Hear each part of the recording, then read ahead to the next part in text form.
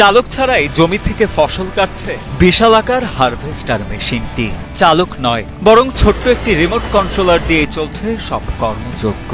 কৃষকের কথা মাথায় রেখে সম্পূর্ণ দেশীয় প্রযুক্তিতেই এই হারভেস্টার মেশিনটি তৈরি করেছেন দিনাজপুরের আনোয়ার হোসেন। কর্মজীবনের শুরুটা হোমিও চিকিৎসা দিয়ে হলেও একসময় দিনাজপুরের ফুলবাড়ী উপজেলায় একটি ওয়ার্কশপ প্রতিষ্ঠা করেন ডাক্তার আনোয়ার হোসেন।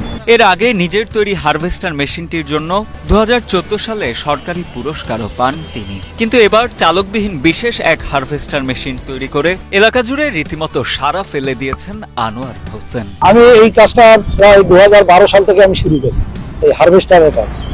তখন বাংলাদেশে কিন্তু হারভেস্টার ছিল না, বিভিন্ন কোরিয়ান হারভেস্টার আমি প্রথমে কিনছিলাম রিকন্ডিশন কোরিয়ান হারভেস্টার মেশিনের উদ্ভাবক আনোয়ার হোসেন জানান, দেশের বাজারে দেশীয় প্রযুক্তিতে তৈরি কোনো হারভেস্টার মেশিন না থাকায় তিনি নিজেই মেশিন তৈরির কথা ভাবতে থাকেন। সেই ভাবনা থেকেই দীর্ঘ সময়ের নিরলস পরিশ্রমের পর 15 লাখ টাকা খরচে চালকবিহীন হারভেস্টার মেশিনটি তৈরি করেন আনোয়ার হোসেন।